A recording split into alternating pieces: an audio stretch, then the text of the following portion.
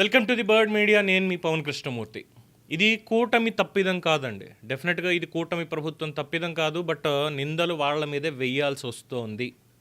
గమనించగలరు. ఎందుకు అనంటే 2019-24 మధ్యకాలంలో బిఫోర్ దట్ చిన్న మాట మాట్లాడుకుందామా? బిఫోర్ గోయింగ్ టు సబ్జెక్ట్, ఈ రాజకీయ నాయకులకి, రాజకీయ పార్టీలకి మీకు ఏమి హక్కు ఉందని ఇష్టం వచ్చినట్టు మీ రాజకీయ నేతల బొమ్మల్ని ప్రభుత్వ పథకాల మీద, వీటి మీద ప్రజల సొమ్ము ఖర్చు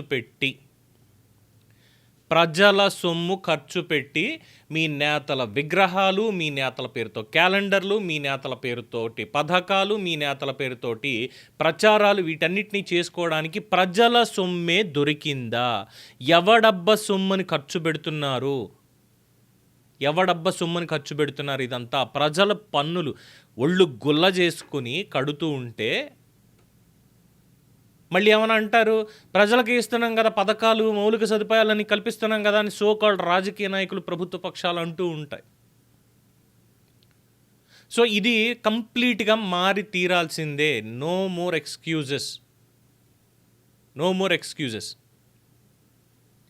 ప్రభుత్వ పథకం ఉందంటే అది ప్రభుత్వ సింబల్ మాత్రమే ఉండాలి, ప్రభుత్వ చిహ్నం మాత్రమే ఉండాలి. మీ రాజకీయ నాయకుల ఫోటోలు పథకాల మీద ప్రింట్ చేసి వాటి మీద ఇవ్వడానికి కుదరదు. ఇంకా ఎందుకు ఈ మాట అంటే, విచ్చలవిడిగా ఇందాక చెప్పుకున్నాం కదా, 2019-24 మధ్యకాలంలో పుట్టిన దగ్గర నుంచి చచ్చే వరకు కూడా ఇచ్చేటువంటి సర్టిఫికేట్స్ అన్నింటి మీద కూడా చిక్కటి చిరునవ్వుతో జగన్మోహన్ రెడ్డి బొమ్మ. అట్ ద సేమ్ టైం ఇల్లు ల్యాండ్ ఎంత ఉంది అనే దానికి ప్రభుత్వం సర్వే రాయి వెయ్యాలి. దానికి రైతుల దగ్గర తృణమో పణమో వసూలు చేసిందో, లేదంటే బడ్జెట్ మొత్తం రాష్ట్ర ప్రభుత్వమే పెట్టుకుంది. ఆంధ్రప్రదేశ్ ప్రభుత్వం సమగ్రంగా చేయించినటువంటి భూ సర్వే అన్నారు. ఫైన్, బాగుంది పేరు. దానికి పేరు జగనన్న భూ హక్కు మరియు భూరక్షణ పథకం. వైఎస్ఆర్ జగనన్న భూ హక్కు తర్వాత భూరక్ష పథకం. అంటే ఎవరి భూములకి ఎవరి రక్షణ అనేటువంటి పాయింట్ తీసుకున్నప్పుడు, ప్రజల మీది, నాది, లేదంటే మనది, ప్రజలది భూమి, మన సొంత ఆస్తి, దానికి పేర్లు వీళ్ళదేంటి? సేమ్ ఇప్పుడు చంద్రబాబు నాయుడు గారిని కూడా అడుగుతున్నాం. ఇది మాట్లాడితే ప్రతి దానికి ఒక పేరు పెట్టుకుంటే వెళ్ళమంటే మీ పార్టీకి సంబంధించి. సరే, అది పేర్లది ఒకటి అయింది. ఆంధ్రప్రదేశ్ ప్రభుత్వం రెవెన్యూ శాఖ జగనన్న భూ హక్కు పత్రం. జగనన్న భూ హక్కు అంటే ఏంటి? రాష్ట్రంలో ఉన్న భూములన్నీ హక్కు ఆయన పేరు మీదే ఉండేలాగా ఇచ్చినటువంటిదా? ఎందుకంటే దాని మీద ఆయన ఫోటోనే ఇంత తలకాయ లోపల మనకి దాన్ని ఏమంటాం, వాటర్ మార్క్స్ అంటాం కదా, పేపర్స్ మీద ఉంటాయి నార్మల్గా. దాని మీద జగన్మోహన్ రెడ్డి గారి ఆంధ్రప్రదేశ్ ప్రభుత్వ రాజముద్ర అనేది కనిపించదు, ఏదో పైన ఇంత కనిపిస్తుంది ఒకటి.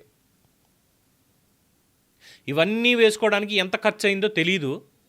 ఎన్ని వేల కోట్ల బడ్జెట్ ఈ రాళ్ళు వేయడానికి, ముఖ్యంగా పత్రాలు అనేది పక్కన పెట్టండి. శిలాఫలకాలు ఏవైతే చేయించారో ఆ సర్వే రాళ్ల మీద జగన్మోహన్ రెడ్డి బొమ్మని చెక్కడానికి, జగనన్న భూ హక్కు అని దాని మీద ఎంగ్రేవ్ చేయడానికి, ఓ పక్కన ప్రభుత్వ రాజముద్ర వేయడానికి సర్వే నెంబర్ వేసారో తెలియదు, కానీ రాళ్ళు పాతారు. ఒక్కొక్కటి గ్రానైట్ రాళ్ల మీద. ఎందుకంటే మామూలు రాళ్ల మీద చెక్కితే, సిమెంట్తో చేయించినటువంటి స్తంభాలు ఇవన్నీ ఉంటాయి చూసారా, వాటి మీద చెక్కితే బొమ్మ నిలబడదు. కాబట్టి శాశ్వతంగా ఉండాలని చెప్పి, అంటే రాష్ట్రం మొత్తం నాదిరా, నా భూములు ఇవన్నీ అని చెప్పుకోవడానికి ఏంటో తెలియదు. ఒక్కొక్క దానికి ఆ రోజుల్లో ఉన్నటువంటి లెక్క ప్రకారం 6,000 రూపాయలు ఎంతో ఖర్చు చేశారు అనేది ఒక అంచనా. ఒక రాయికి. Correct me if I'm wrong. ఎందుకంటే 400-500లో రాయి ఇచ్చేటువంటి వాడు ఎవడైతే లేడు. అది కూడా బొమ్మలన్నీ చెక్కి. ఎందుకంటే పచ్చడి దంపుకోవడానికి చిన్న రుబ్బురోలు కొనుక్కోవడానికే బయట మార్కెట్లో 300 అమ్ముతున్నాడు, 350 రూపాయలు అమ్ముతున్నాడు. ఎంత ఉంటుంది అది ఇంకా మాట్లాడితే. ఒక ఉల్లిపాయ, ఓ పచ్చిమిరపకాయ, ఇంత అల్లం ముక్క వేసుకుని వాటిని దంచుకుంటే సరిపోద్ది. అంతకుమించి స్పేస్ లేదు దాంట్లో. అది 350 రూపాయలు అంటే దగ్గరగా ఒక 3 ఫీట్లు ఉండేటువంటి రాయి ఏది భూమిలో పాతాల్సింది. ఇదంతా కలిపి దానికి ఎంత వేసి ఉంటాడనేది మీరే ఒకసారి ఆలోచించుకోండి. ఎందుకంటే ఒక పెద్ద బండని కట్ చేసి, దాన్ని షైన్ పెట్టి, పాలిష్ చేసి, పైన జగన్మోహన్ రెడ్డి గారి దివ్య ముఖారవిందాన్ని చిత్రించి, పక్కన మళ్ళీ నవరత్నాల లోగో వేసి, ఇంకో పక్కన రాజముద్ర వేసి, ఇంకో పక్కన పేరు రాయడం. ఇవన్నీ అయిపోయా ఆ చరిత్ర మొత్తం అయింది. ఎన్నికల ప్రచారంలో హామీ ఇచ్చారు ఏమని, ఈ ల్యాండ్ టైటిలింగ్ యాక్ట్ అనేది రద్దు చేస్తా ఉన్నారు. చేశారు, ఫైన్, బాగానే ఉంది. అలాగే పత్రాల మీద జగన్మోహన్ రెడ్డి బొమ్మలు తీయడం జరుగుతుంది అని అన్నారు.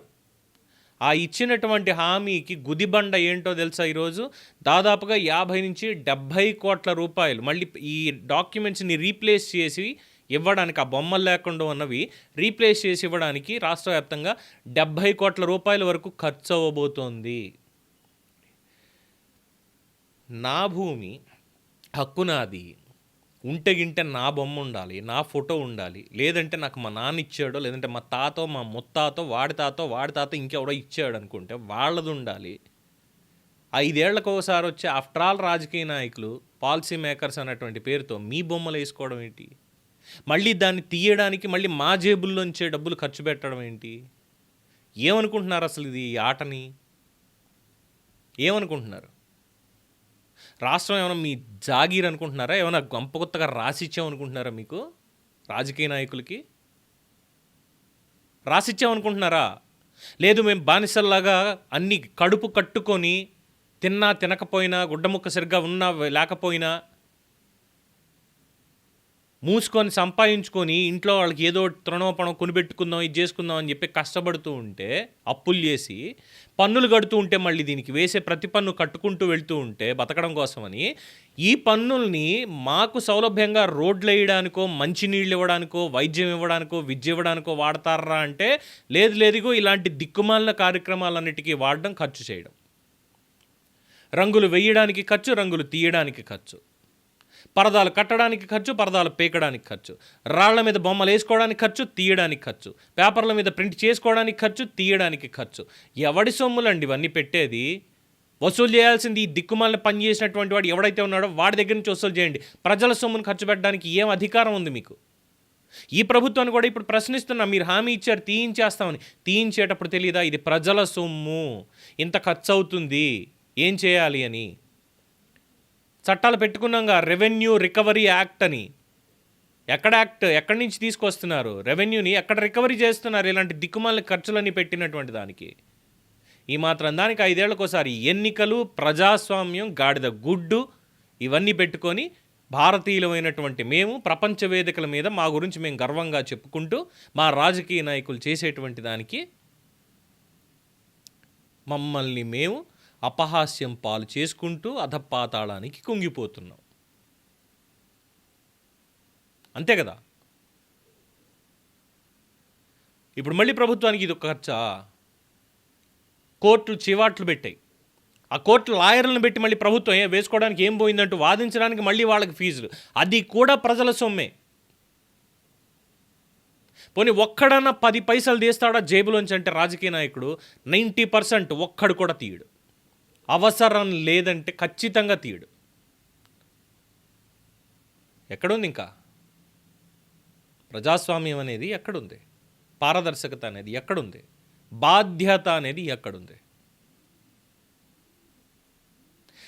చెప్పాను ఇందాకనే, ఇది యాక్చువల్ చెప్పాలంటే కూటమి ప్రభుత్వం తప్పు కాదు, కానీ కూటమి ప్రభుత్వం మీద ఈ మచ్చంతా కూడా మళ్ళీ ఇప్పుడు పడుతోంది. And of course yes, Telugu Desam party వాళ్ళకి చెప్పేది, ఎందుకంటే మన జనసేనకు సంబంధించి ఎక్కడో రోడ్డు మీద ఈ డివైడర్కి వాళ్ళ పెయింట్లు వేశారట. మరి పంచాయతీ నిధులతో వేశారా, లేదు పార్టీ వాళ్ళంతటా వాళ్ళు వేసుకున్నారా, క్లారిటీ దానికి లేదు. కానీ పవన్ కళ్యాణ్ గారు వ్యతిరేకించారు. అలాంటి పనులు ఎక్కడా చేయొద్దు అని చెప్పని అన్నారు. అక్కడికైంది. తెలుగుదేశం పార్టీకి సంబంధించి వాళ్ళ పార్టీ సొమ్ములతోటి వాళ్ళు జెండాలు కట్టుకోవచ్చు, ఏమన్నా చేసుకోవచ్చు. అలాగే బీజేపీకి సంబంధించి బీజేపీ వాళ్ళు అయినప్పటికీ. కానీ ప్రభుత్వ పథకాలు అన్న దగ్గరకు వచ్చేసరికి మీ ఇష్టారీతిన బొమ్మలు వేసుకుంటాము, మీ ఇష్టారీతిన రంగులు వేసుకుంటాము, ప్రజల సొమ్మునే ఖర్చు పెడతాము అంటే అసలు మీరు ఎవ్వరూ అక్కర్లేదు.